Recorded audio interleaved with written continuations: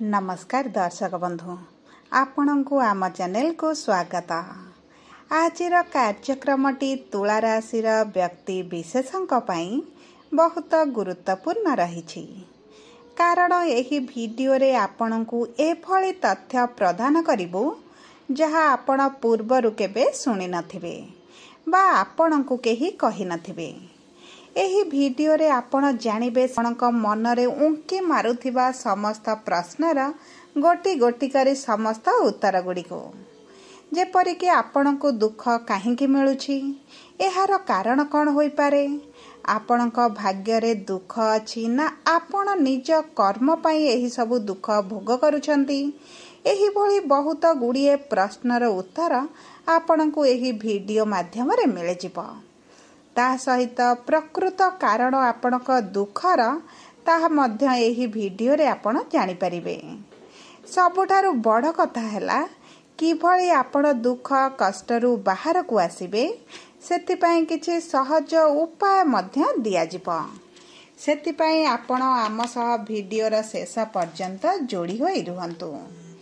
एबे चलंतु कार्यक्रमटी को आगकू बढ़ाइबा, किंतु ता पूर्वरु जदि आपणकर तुला राशि होइथाए एवं आपण भी ईश्वर को आंतरिक भक्ति एवं विश्वास करती, तेबे वीडियोटी को लाइक करंतु। कमेंट बॉक्स रे जय जगन्नाथ जय मां लक्ष्मी अवश्य लिखि दियंतु।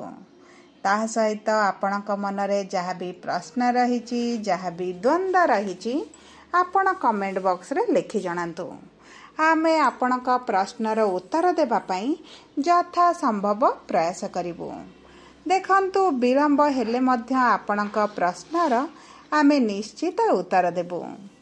ता सहित दर्शक बंधु जानि रखंतु जे वीडियोर मध्य भागरे आम सह जोगाजोग करिबा पई एक व्हाट्सएप नंबर टी दिया जाइछि। सेही नंबर माध्यम रे आपण आम सह जोगाजोग करी निजर नूतन कुंडली प्रस्तुत करि परिबे, किंबा आपणकर स्वास्थ्य, शिक्षा, प्रेम संपर्क, विवाह किंबा चाकरी को नहीं जदि किछि समस्या रही ताहा मध्य बुझी परिबे एवं प्रतिकार जानि परिबे। एबे चलंतु कार्यक्रमटी को आगकू बढ़ाइबा।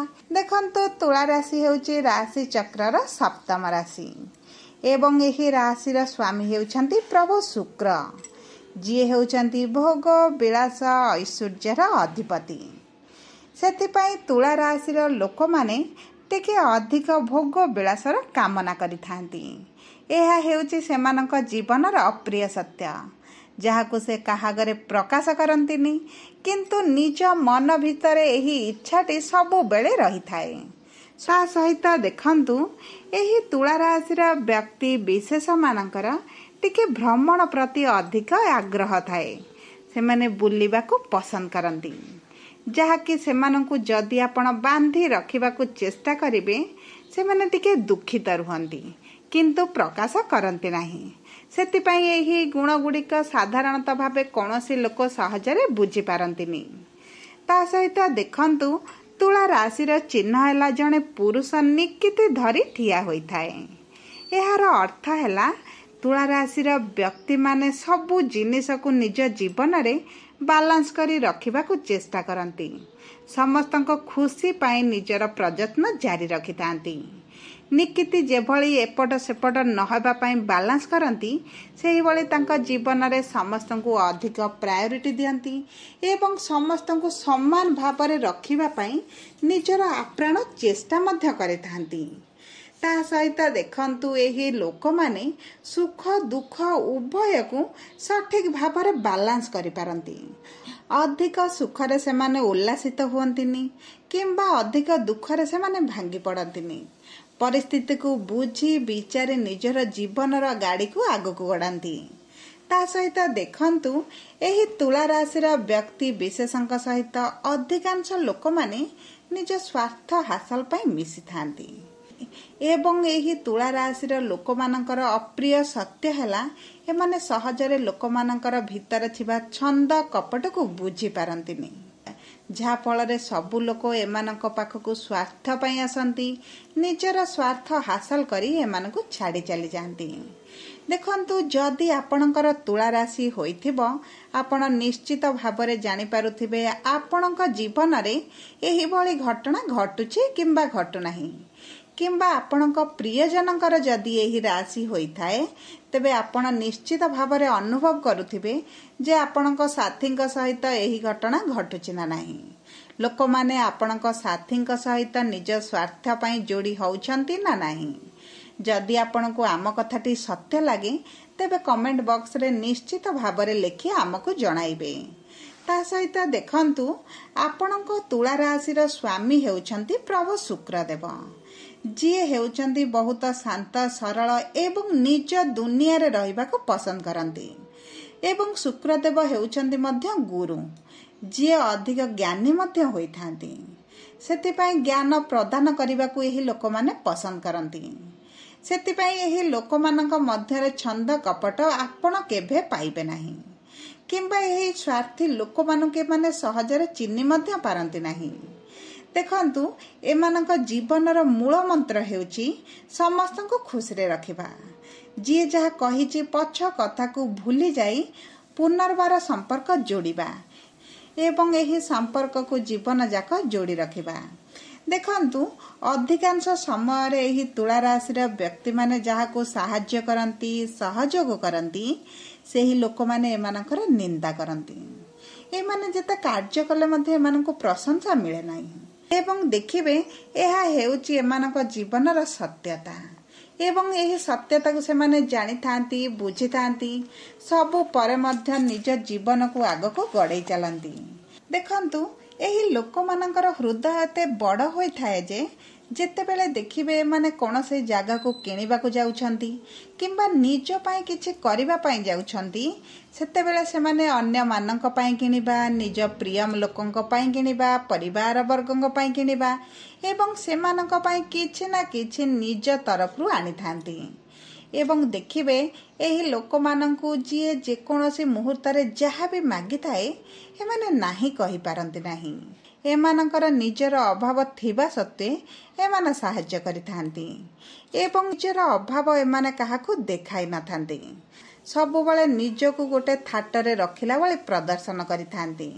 तेणु करी एमानक जीवन रे चलीथिबा अभाव दुख कष्ट कौनसी लोक बुझी पारि न थांती एवं एही लोक माननकु समस्त सहजरे धनी व्यक्ति बोली मध्य भाबी थांती जहा एमानक दुखर बड़ कारण होइथाए।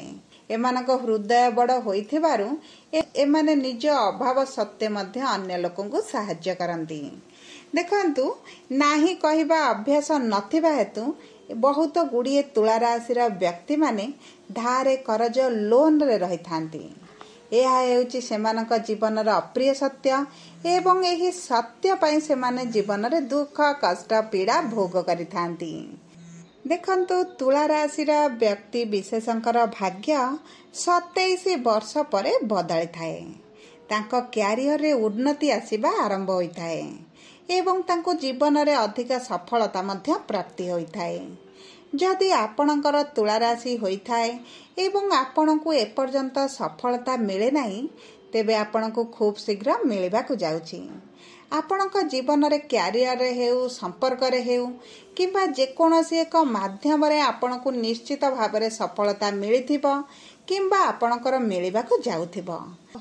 ता सहित देखंतु तुला राशिर व्यक्ति विशेष माने मेष सिंह एवं धनु राशिर लोकंक ठारू यथा संभव दूर रे रहिबार आवश्यकता अछि।